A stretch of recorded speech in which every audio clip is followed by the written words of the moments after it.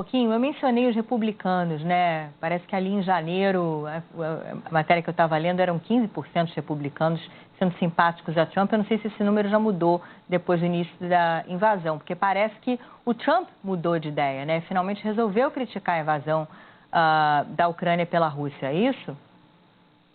Bom, a gente sabe que o Trump compete com o Putin, né? Para ver quem é o czar da mentira.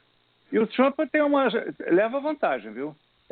Quando começou a invasão, ele disse que o Putin era gênio, que era genial o que o Putin tinha feito, declarar aquelas republiquetas independentes, dizer que estava mandando força de paz quando era tanque. Isso era brilhante, homem muito hábil, ele falou. E repetiu no dia seguinte.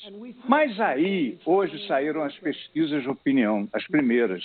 E o público americano, majoritariamente, assim, 67%, está a favor da Ucrânia e não do Putin.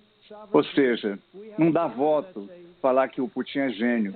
Assim mesmo, hoje ele falou lá nessa conferência dos conservadores lá na Flórida, ele falou que é um absurdo a invasão e que ele adora o Zelensky, adora a Ucrânia e viva a Ucrânia. Ele mudou o discurso dele, né? 180 graus. Mas lá pelas tantas ele continuou dizendo que o Putin é inteligente e que a OTAN e o Biden são burros.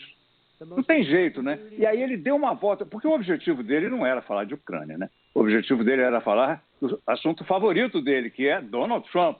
Então ele disse o seguinte, que tudo isso só aconteceu porque ele não era o presidente. Se a eleição não tivesse sido roubada, ele falou, isso não teria acontecido. É inacreditável, né? E, enfim, ele acha que vai conseguir enfraquecer o Biden com essa história. É pouco provável, vamos ver, né? A gente não sabe ainda.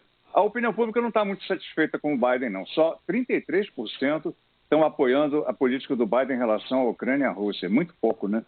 Mas vamos ver o efeito das sanções, como é que a coisa vai caminhar, né? Mas o Trump continua tentando se aproveitar, né? Dizer que se fosse ele, não tinha essa guerra.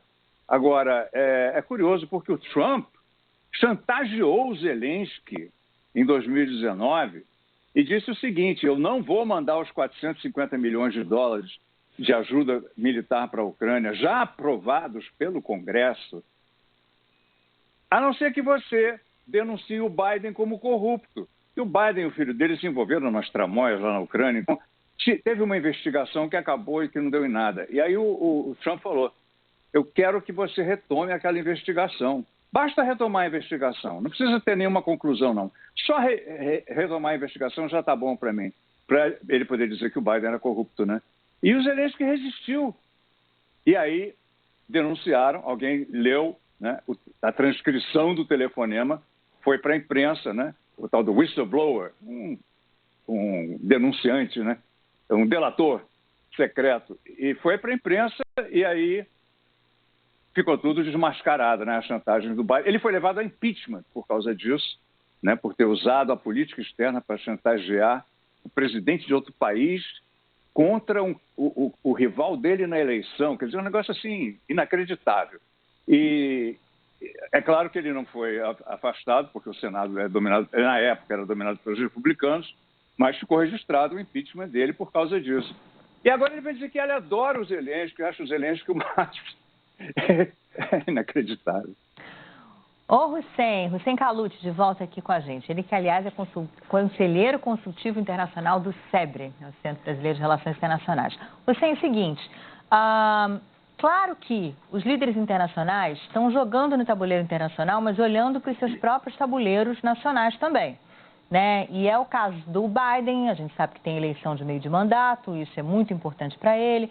É o caso do Macron, vai tentar se reeleger agora em abril lá na França. O Orbán também tem eleição no início de abril e está enfrentando dessa vez uma oposição aí mais ferrenha. E aí? Oi, Leila.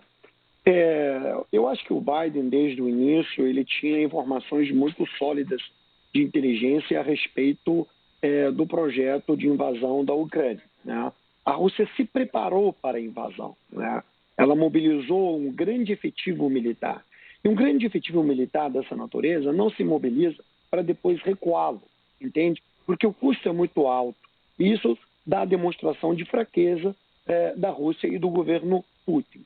Então, quando essa mobilização ocorreu por parte do governo russo, estava claro que a Rússia não ia para uma guerra limitada, né, o que se chama guerra limitada na terminologia clássica das relações internacionais, que é conquistar uma faixa territorial e conduzir a discussão diplomática para uma paz negociada, né? O Putin, desde o início, tinha um objetivo claro, que era uma guerra total, que é basicamente conquistar toda a Ucrânia, todo o território vital da Ucrânia, entrar à capital, derrubar o governo, né? Para aí não ter uma paz negociada, uma paz ditada. E o Biden estava munido dessas informações pela inteligência americana, de modo que ele, desde o início, insistiu no ponto de que a Rússia irá invadir a Ucrânia. Caso a Rússia recuasse, isso fortaleceria, porque demonstraria que a pressão americana funcionou. Caso a Rússia invadisse, como ocorreu, demonstraria que ele tinha razão e estava preparado. Os europeus, por seu lado, eles estavam muito preocupados, porque eles sabem, mais do que a eleição em si do Macron e mais do que a eleição do Orbán, eles sabem que uma guerra muito próxima, da escala que está ocorrendo, ela vai impactar drasticamente o tecido socioeconômico europeu, né? A economia europeia, né? Uma onda de refugiados de guerra, ela gera inflexões econômicas e sociais nesses territórios, especialmente nos países mais ricos da Europa, que é a Alemanha e a França, né? E vamos lembrar, quer dizer, da perspectiva econômica, veremos a elevação dos preços das commodities, isso tende, consequentemente, a pressionar as principais moedas internacionais, o dólar e o euro, aumento da inflação, elevação dos preços dos insumos básicos que a Europa tanto precisa, né?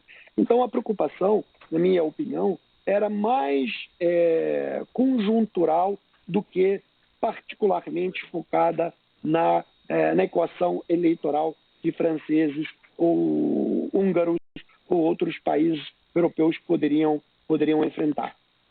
Acho que o Pontual quer dar uma palhinha. Diga, Pontual. Eu queria voltar ao Donald Trump. É muito preocupante, porque o Trump foi eleito, parte da eleição dele se deve à interferência da Rússia, que foi muito clara, né, uma operação militar cibernética que interferiu na eleição americana. Isso foi mais que reconhecido.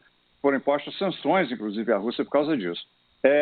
Durante os 4 anos do Trump, ele se comportou de maneira submissa diante do Vladimir Putin. Foi uma coisa escandalosa, muito submisso mesmo.